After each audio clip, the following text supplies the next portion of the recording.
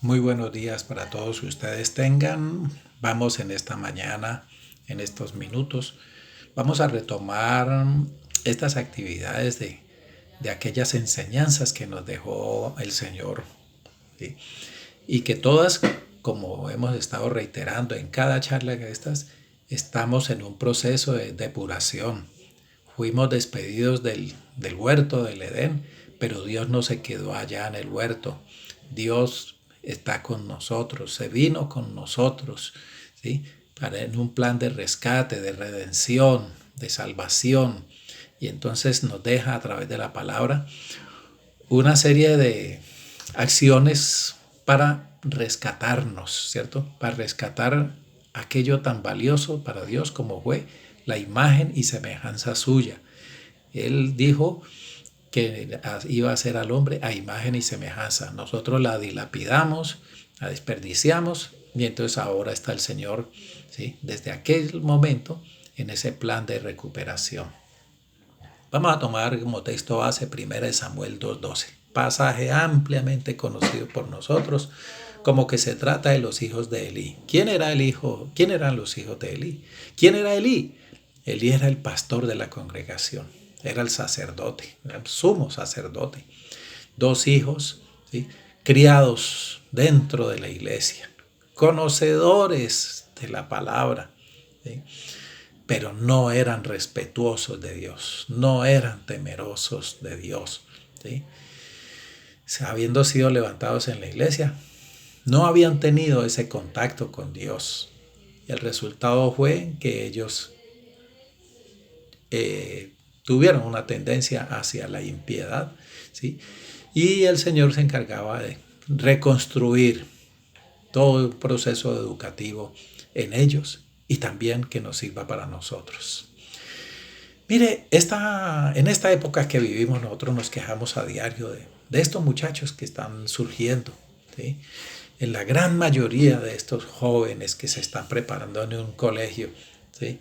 Y nosotros los vemos en unas actitudes tan deplorables.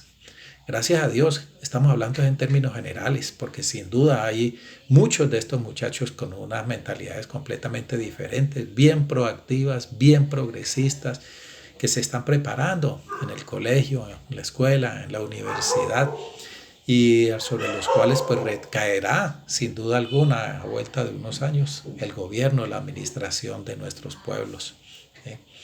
Pero en términos generales también, ¿sí? Vamos a decir unas características de estos muchachos, ¿sí? Características, repito, generales. Yo no estoy diciendo ni voy a decirlo nunca, que es que todos estos muchachos se están levantando bajo estas características que eran ya muy propias en los hijos de Elí, el sacerdote. Primero, eran analfabetos doctrinalmente. Seguramente eran preparados en sociales, en matemáticas, en lingüística, en toda una cantidad de cosas, pero doctrinalmente, lo que es la palabra de Dios, analfabetos por completo.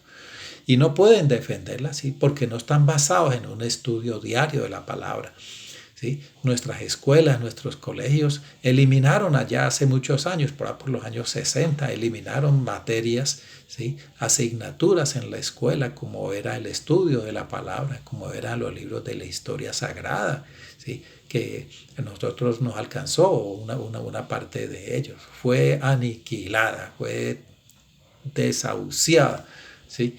Eliminaron lo que era el contenido de la palabra de Dios. Segundo lugar, ¿sí? Estos muchachos se están creando también dentro de una serie de verdades relativas. Noten ustedes que estos muchachos hoy en día ya tienen una serie de frases en las cuales a ellos les parece que son tan normales y que riñen contra unos principios, contra unos valores que a nosotros nos enseñaron, ¿sí? Hoy en día para ellos todo es verdad, todo es verdad, todo es aceptable, ¿sí? Que dos hombres se enamoren entre ellos, que dos mujeres se enamoren entre ellos. ¿Y qué? Están enamorados. ¿Cuál es el problema? ¿Mm? ¿Qué de malo tiene que mi novio se quede conmigo esta noche? ¿Qué hay malo en ello? ¿Sí? ¿Qué de malo sí, tiene que con mi novio veamos televisión en mi cuarto? y con la puerta cerrada para no causar tanta bulla a los demás. ¿Qué de malo hay en eso? Esas son verdades, ¿sí? Verdades relativas, no son verdades absolutas, que son las que expresan, verdades absolutas son las que enseña la palabra de Dios. Y la palabra de Dios tenía razón. ¿Sí? De manera que estos muchachos se criaron dentro de esas verdades relativas. Todo es relativo. Dependiendo del ángulo en que usted lo vea, entonces para usted es malo, pero para mí es bueno. ¿Sí? Todo es relativo a ellos. ¿Sí? Entonces se levantan dentro de ese tipo de comentarios. ¿Sí? Generación que no fue a la escuela de la iglesia. ¿Sí? Por eso tienen una cosmovisión tan cortica. No hay filtros morales, no hay filtros éticos. ¿Sí? Las doctrinales bíblicas están siendo tan ausentes, ¿cierto? No les ha permitido tener elementos de juicio para defender la cosmovisión bíblica. ¿Sí? A la escuela bíblica, mire, estamos tratando de hacer que sea tan importante entre los hermanos. Nosotros en la iglesia somos alrededor de unas 45 personas, pero es apenas como tan triste ver que el día martes, que es el de la enseñanza bíblica, ahí es donde nosotros aprendemos y de una manera fácil, inclusive los jueves, ¿sí? Y desde su propia casa, vía Zoom. Pero apenas somos 7, 8, 9 personas las que estamos conectados allí, ¿sí? Entonces, esa carencia de instrucción bíblica, ¿sí? Eso es algo terrible para la formación de los muchachos, ¿sí? Otro, en cuarto lugar, generación donde el culto familiar está tan ausente. El culto familiar realmente no existe en las escuelas, en los hogares de los hermanos. Y no estoy hablando solamente de los hermanos de nuestra congregación. ¿Sí? El culto familiar ya brilla por su ausencia. ¿Sí? No hay un estudio bíblico. Hombre, dedicarle unos 10 minutos sencillamente a compartir un texto. Realmente eso escasea tanto. Generación poco interesada en el cumplimiento de la misión. No son comprometidos ante las actividades de la iglesia, ¿cierto? Y mucho menos ante las actividades ante sus propios compañeros de escuela, de colegio. ¿Sí? No están comprometidos para instruirles, antes por el contrario, hay cierta pena, cierta vergüenza, ¿sí? Porque les dicen evangélicos, porque los dicen cristianos. En alguna parte nos perdimos, ¿no? en la educación con nuestros hijos, ¿sí? Pero tenemos que volver atrás, tenemos que revisar qué fue lo que pasó, en qué parte hubo esa ruptura, ¿sí? Con el caso de nuestros hijos. Desde cuando eran niños, ahí habían todas estas cosas, pero a medida que ellos fueron creciendo, ya fueron adquiriendo unos ciertos criterios propios de los compañeros de su clase, y entonces ya no están tan atentos acá, pero también en nosotros los padres no ha habido esa presión para que continuara esa escuela del hogar, ¿sí? Entonces muchas veces los padres, nosotros los adultos, vivimos nuestra vida religiosa, ¿sí? Nuestra vida religiosa, ritual, ¿sí? Pero los muchachos no viven su propia experiencia, ¿cierto? Van al culto por una costumbre, por una tradición, ¿sí? Como para que no les estén diciendo que lo extrañamos en el culto, que no vinieron, cosas de ese estilo. Entonces asisten, le dedican un rato, ¿sí? Pero su mente están lejos, su mentalidad están fuera de la iglesia, entra solamente el cuerpo, ¿sí? Pero el alma de ese muchacho, de esa niña, no entró, ¿sí? Entonces se van levantando ellos con una desmotivación, ¿sí?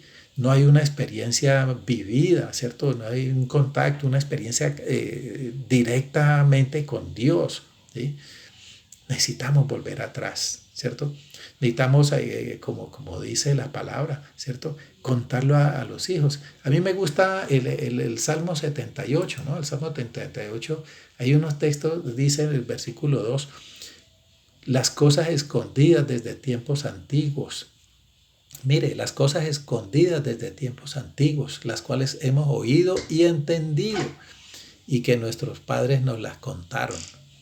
No las encubriremos a los hijos,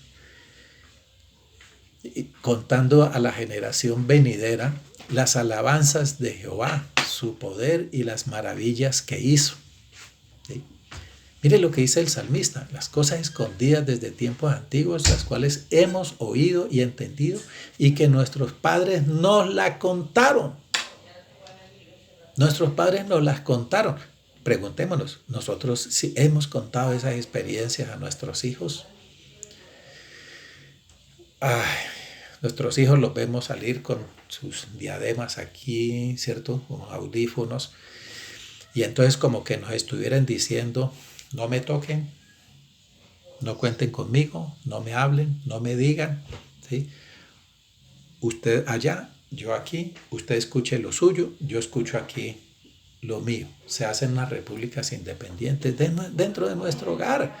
Entonces limita esa comunicación entre los padres. O sea, es que aquí hay para nosotros los padres como para también para los hijos, ¿cierto? Pero dice el salmista, no las encubriremos, no las esconderemos a los hijos. Contaremos a la generación venidera las alabanzas de Dios, su poder y las maravillas que hizo.